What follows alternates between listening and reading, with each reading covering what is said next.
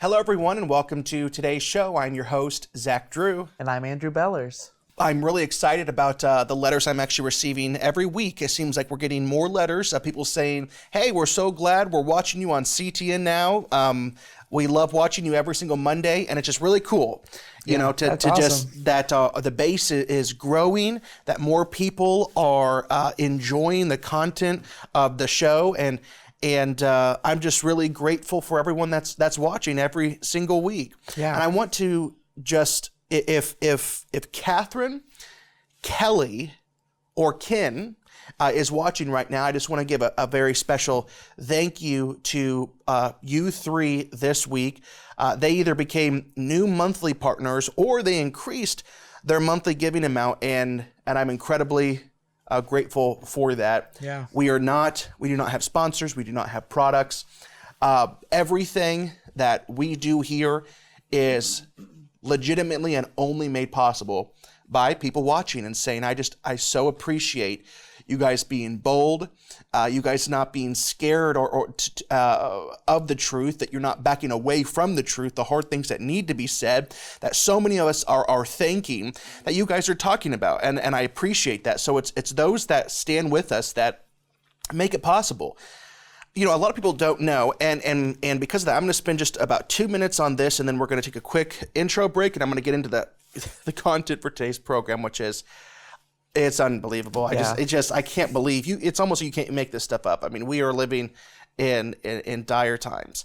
But I want to just make something aware to you, because if you don't know, you can't respond, and I understand that. So I want you to know that this ministry, this show, the Zach Drew Show, and it's under IGBY. I named the 501c IGBY, which stands for I Go Before You, because the vision of this ministry is not a singular show. You need to understand that. The vision for this ministry is to literally create multiple shows into a type of network. And so right now we have one show because it's a very small staff here at the ministry. But our vision is to continue to grow and grow and grow, and to become a larger and more powerful voice throughout the United States and America as the darkness closes in around us and as the return of Christ becomes nearer and nearer. That, you know, what you're seeing right now, I truly believe, is the tip of the iceberg. I really do. But even what we do right now, airtime alone, if we continue after this year, which we plan to, we were able to do the fundraiser that provided for our CTN airtime. But we're on DirecTV, we're on Dish Network, but we're also on Comcast Cable, right? If we continue after this year, our TV airtime alone will end up being somewhere around $75,000 for the year. That's a lot of money. And I want you to know that does not count. That doesn't count my salary. It doesn't count Andrew's salary. It doesn't count all of our accounting fees each month, which are not cheap. Doesn't count AC. Doesn't count heat. Doesn't count Wi-Fi. Doesn't count all of our web services that we have to maintain. Doesn't count the maintenance for all of our equipment. It doesn't count insurance to cover all of our equipment. That is just for airtime alone. Yeah. And, but this is how our message goes forth around the world. Through CTN alone, we are in 51 million potential households each week. Each and every week.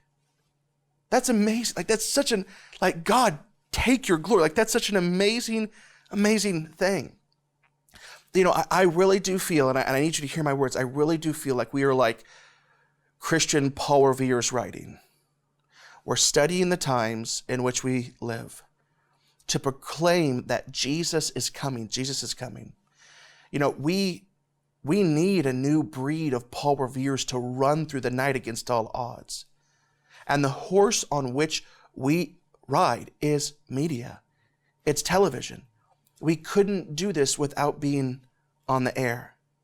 And so whenever you give, you don't just give because, you know, you appreciate what I'm saying, but you literally have to think about your kids, your grandkids. These days are so dark, and strong, young, conservative voices that are rooted in Christianity are unfortunately not common today. And I'm concerned with that. I am concerned with what I'm seeing in the world. And the Zach Drew show, this ministry, IGBY, is a result of my concern. That's why we're here. Yeah. And I just want to encourage you, if you want to partner with us, please, we do need your help. I've been saying for the last month that we are now down, and now we've gotten more monthly partners. We were down $1,200 every single month in monthly recurring. And so now we're down about $800 rather than $1,200. So we do need your help. So if you're watching, partner with us. Go to ZachDrewShow.com, click the bright orange donate button, and please, if you can, click that monthly recurring button. That is how we plan for the future. Stand with us. We have a powerful show planned for you today. Buckle up. It's gonna be a good ride. Yeah. We'll see you in just a moment.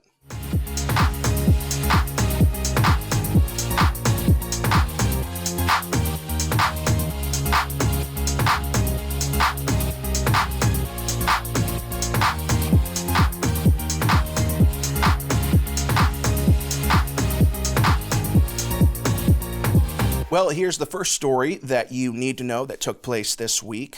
Oakland, talking about Oakland, California, is to now offer guaranteed income. Yeah. Okay, so Oakland, California, they're trying out UBI, which is Universal Basic Income.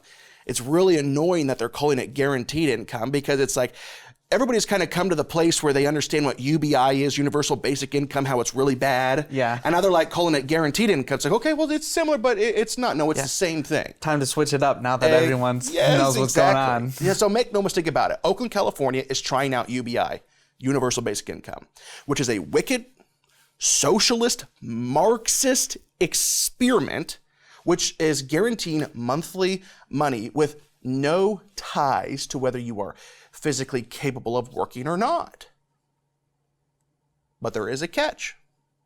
All right, so it's designed for minority families. And if you are poor and you're brown, you qualify. If you're poor, you're black, you qualify. If you're poor and if you're red, yellow, black, but not white, you qualify. Actually, you don't even have to be American. You don't have to be American. You can be undocumented and you still qualify. Did you hear what we're saying? That they're literally rolling out universal basic income. And if you're under a certain poverty line, you qualify. The only people that do not qualify, you're not able to be a part of this program, which I think the program in itself is wicked. Universal basic income is wicked, right? Right. But if you're white, you can't be a part of it. They literally have designed and have started to roll out this UBI program. But if you're white and equally as poor as your neighbors of a different skin tone, you do not qualify. Listen, I'm just reminded of something. I'm going to pull this up myself when I wasn't even planning on. I saw something and I screenshot it last night and I loved it. I loved what it said. You see, they're creating a culture. We're going to get to it. It's because they hate white people because we're a part of the cultural hegemony that oppresses all other races, right? And it's just not true. It's Marxism, and people believe it so hardcore. I mean, there's falsified data, there's falsified facts that would support that thought, and it's just not true. It's not real. But they're trying to cause class division. They're trying to it's regression into tribalism. They're trying to pocket us off and make us fight with one another. That's what Marxism does. But you've got to have an enemy. And like we've talked about who the enemy is before, we have a list of who the enemies of Marxism are. But I saw this, it was on Twitter, and I just screenshotted it yesterday. It said, don't be less white. Don't be less black. Don't be less of anything that God has created. I am fearfully and I am wonderfully black. If you're white, you're fearfully and wonderfully white. Whatever your skin color is, You're fearfully and wonderfully made. Rejoice. Amen. What is wrong with that? Yeah. I had no choice whatsoever of what I was going to pop out of my mom and what color I was going to be. Yeah. Hey, let's figure this one out before I'm introduced to the world. No, you didn't. You don't have a choice. You do not have a choice. That's right. So why can't am I not allowed to feel like I am fearfully and wonderfully made? Because if I look at my black brothers and sisters, I agree. They are fearfully and wonderfully made. Or the Asians or anybody else. They are fearfully and wonderfully made. But why do I feel like I have to cower back? Oh, I can't say I'm fearfully and wonderfully made. I'm not. Yeah. God made a mistake. I'm an evil colonialist oppressor because I am a white male American cisgender straight able-bodied Christian. I am wicked and evil from birth. I'm a racist from birth. No, this is Marxism, people. Let's keep going. So first off, they're rolling out a program, UBI. UBI is bad. But the catch also is, which is like a double story, you can only get it if you're a person of color. Right? So let's keep going. So officials in Oakland, California announced the launch of a guaranteed income pilot program this week that will provide direct monthly payments to low-income minority families in the city. This is universal basic income. This is the great equalizer, right? It's socialism. We're all we're all equal now. Nothing is mine, nothing is yours. If you work harder than me, I still get the same amount as you. If I choose just to not work at all, I'll get the same amount as you. There's no need for ambition in this world they're creating. There's no need to work hard. You can just do whatever you want as long as you're, a good, submissive global citizen. You can always count on your monthly check from the government, right? You start tying these words together. This is the great redistribution of wealth because it's going to start off with taxing the rich out the wazoo so that they can pay for the universal basic income of the poor, okay? But we will all eventually become equal. You understand that, okay? And it's equally miserable, equally poor. It's just we're equal, right? Right. Except for who? Except for those who are in control. This is Marxism, okay? This is what it is.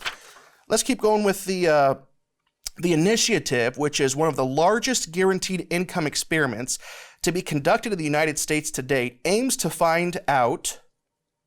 So they're testing it. That aims to find out if providing regular payments to low-income families will lift them out of their economic plight, and it's for $500 a month. Okay, so lift them from their economic plight. Maybe. I don't know. Because sometimes, Bellers, I think you would agree with me, sometimes poverty is brought on because of, whether it's sickness or some type of disease or, a physical limitation. And if so, I support our country helping those people. Okay? I need to make that clear. I'm a big fan of welfare programs when given in manners like that. Or even if you're down on your luck, you lost your job. Okay, here is some temporary assistance. So I'm okay with temporary assistance. I am, welfare programs. But in large part, the poverty is not the poverty-stricken that I'm referring to. It's not poverty because of the XYZ, the sickness, the illness, the physical limitations, right? Rather, they are in poverty because of a mindset. And that's why Jesus said the poor will always be among you. Because it's a mindset. It's something that is even anti to the way that God would have us to think. It's a part of sin nature that comes in. And an extra $500 a month is not going to change that, okay? Okay, sorry, Andrew, you can jump in, because I just have so much to say, and I want you to jump in where you want to jump in. But I just have a lot to say about this, because there's another whole thing concerning this do you know who some of the biggest proponents?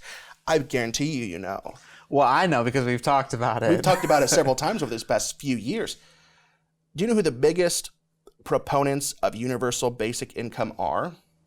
It's the tech elite. It's the tech oligarchs. It is. It absolutely is. It's the tech oligarchs. As many of you know that my story, whenever I was working in Florida, I worked for True News and I was a tech correspondent for Next Tech, and I would travel. There's many of us that travel all over the world, go to these massive technology conferences, and we would literally learn the most craziest things that the tech people are doing. These were not Christian conferences. These were executives,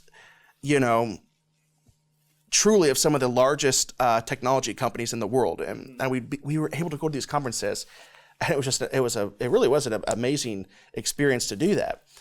But there was always a general consensus that UBI was the answer for the world's problems, especially because as technology would increase and robots take our jobs, right? Right. As autonomy increases, that we are going to be jobless. So what do we do with the human race? Well, one solution was they tax the robots. So someone is the company owner, whether that would ultimately be the government one day or not, they would tax the robots. So it's like, okay, you have 500 robots working in your factory. Your revenue each year is this, so we're going to tax robots, X amount of dollars. And all the money that you tax, because the robots are going to take all of our jobs in the future, that will pay for the universal basic income of everybody else. You see, but why do they love it? Because they believe that whenever the human race can step outside of that 8 to 5, right? That mentality of 8 to 5. Right. That they'll be more creative than ever, more innovative than ever. That mankind will see the greatest progress than we have ever seen, and I beg to differ. Yeah. You leave man by himself, doesn't have to work the land like we were created to do, left to our sin nature and our own vices. If someone's getting an extra $500 a month, they don't have to get off their butt, and they do not know God, there is no moral compass, do you think they're going to choose to do good or bad? Well, in their world, they want to create a utopia, and that's just not the way that things are going prophetically. Like, we have the answer from God. We know the direction this world's going. And their answer is socialism. And you're absolutely right. I mean, from our creation, yes, it was part of the curse that the earth would be hard to work. But from our very creation, we've always been created with purpose. God has always created us for work, to advance the work of his kingdom. And when people are left not to work, then they are left to do the opposite of what God has intended them to do. And you're right, left to their own devices, it will always lead to sin. That's right. Listen, I want to just finish up this article, then we're going to move to another article. It says that the program called Oakland Resilient Families will send 600 families in the city $500 a month payments over the next 18 months as part of an effort to eliminate racial wealth inequalities in the city. So not only are inequalities in the city, which the program argues is the result of ongoing systemic racism. So not only are they just poor because of a poverty mindset, they're poor because the white man has held them down, okay? When in reality, it's just simply a poverty mindset, and if there's anybody to blame other than the mindset themselves, is who's created a bubble for this mindset to foster is no one else other than the Democratic Party. Yeah, that's okay. right. So you can't just blame the people that have poverty mindset. It's ultimately their decision, because there have been amazing stories of people have risen out of that, have broken that mindset and become successful, contributing individuals in in America. But the reason it's difficult is because the Democratic Party has literally hijacked so many different government programs that they enslave people to remain into that poverty mindset. Yeah. So not only are they poor because of a poverty mindset, they're poor because of systemic racism. So in other words, everybody that's getting this can get the money unless you're white. So it's just another way. Universal basic income in Oakland is another way to distribute reparations. Yep. Reparations. That is what is truly happening in that story. So talking about reparations, we live in Illinois. Illinois City, first in U.S. to offer black residents reparations using tax money from the sale of, I forgot about this part of the story. Using tax money from the sale of recreational marijuana, the Chicago suburb of Evanston has become the first U.S. city to make reparations available to its black residents for past discrimination and the lingering effects of slavery. The city council on Monday voted 8-1 to begin making good on its pledge to distribute $10 million over the next 10 years, with the distribution of $400,000 to eligible black households. Each qualifying household received $25,000 for things that they could use for home repairs, down payments on property, and interest or late penalties on property in the city. So each family could receive $25,000. Anything to say before I'm going to bring over the chalkboard? I think we should just bring it over. Okay. We'll probably have to do like a quick edit. What I want to explain to you, once again, whenever we read these articles, you will not understand if you don't understand a few different terms. That's Marxism, cultural hegemony. Go ahead and bring over the chalkboard.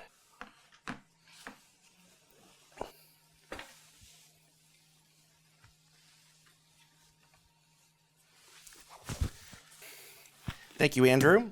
So, to make sense of everything, what is happening in the world, from the largest cultural movements to the universal basic income, but yet a certain race being excluded, to reparations happening, listen, it can all be explained through Karl Marx, which is Marxism, the father of communism. And, as we know, there are many different forms of communism, but the most saturated, I don't know what you say, the most well-accepted form of communism is Marxism. Yeah.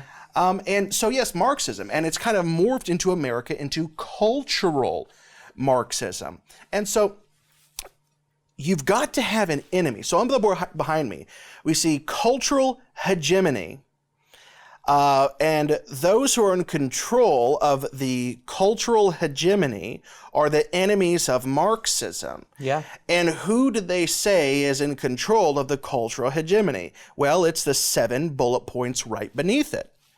White, male, American, cisgendered, straight, able-bodied, Christian, right? Yeah. Because cultural hegemony, it literally means the cultural hegemony refers to domination or rule maintained through ideological or cultural means. It is usually achieved through social institutions which allow those in power to strongly influence, dominate, oppress the values, the norms, the ideas, the expectations, the worldview, and behavior of everybody else in society. So it is class warfare. So the goal of Marxism, once again, in America, is to get us to an atheistic, post-capital society. Yeah. Okay? Now, whenever you mix in cultural Marxism, the way this is achieved is through class warfare. It's not, tell me the line from Martin Luther King. Martin Luther King said that his dream for his children is that one day they wouldn't be judged by the color of their skin, but by the content of their character. Yeah, so judged by the content of their character, not by the color of their skin. So now we have regressed from that back into tribalism to where we are no longer judged by the character that we have, but only by, are you white? Are you male? Are you American, cisgendered? Are you straight? Are you able-bodied? Or are you Christian? Maybe one of the most hilarious examples of that was recently there was a university that had 7 different graduation ceremonies, and they were dividing the students by their race and sexual orientation. That's right. That's right. Exactly. And everybody who is not this any white male, everything, but it's not that, is a victim. Okay? So if you're not white and you're any other color, you're a victim. Yeah. If you're not male and you're any other thing, which is really just female, you're oppressed and you're the victim. If you're not American, you're the victim.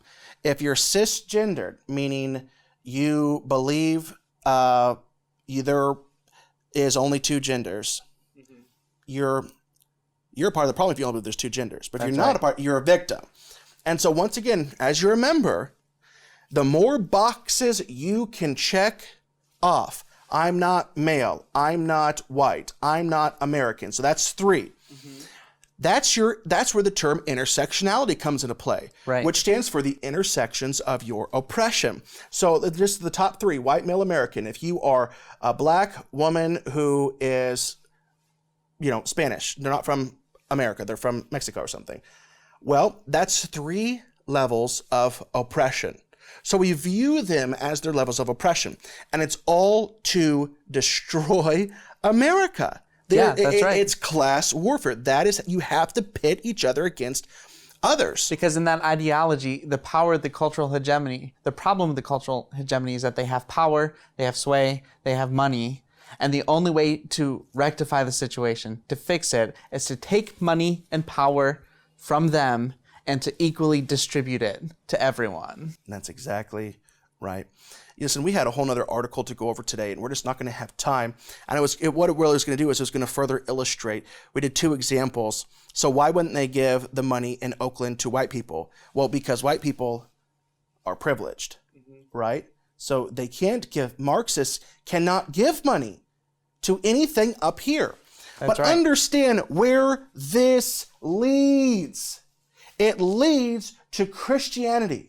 The easiest one to target, the easiest one right now, or the most widely accepted one to target right now is white. Okay? It's just going to keep going down this list, and in no particular order except for the last one. Because it is going to end with the church. Yeah.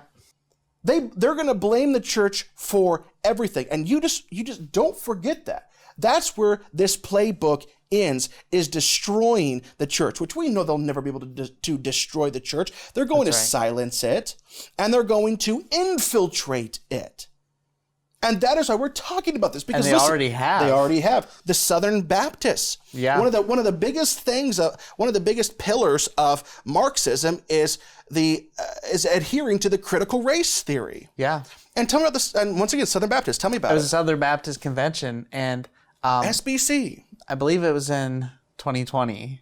They accepted critical race theory. Listen to this. And they're still divided over it. Yeah. We've got to stand up to this, people. Stand up to this. We're out of time once again for today's show. I want to reiterate, like we said at the beginning of the show, our vision here is that we would not just have one show, but we would actually bring such a team that we would be able to create multiple shows on multiple different sets and create a network like this that would talk about issues like this. Truly an end times show that would deal with current events and through that biblical perspective. And that's what we're doing here. So if you want to partner with us, please do so. Just go online, click that bright orange donate button, and become a monthly partner with us. We'll see you next week.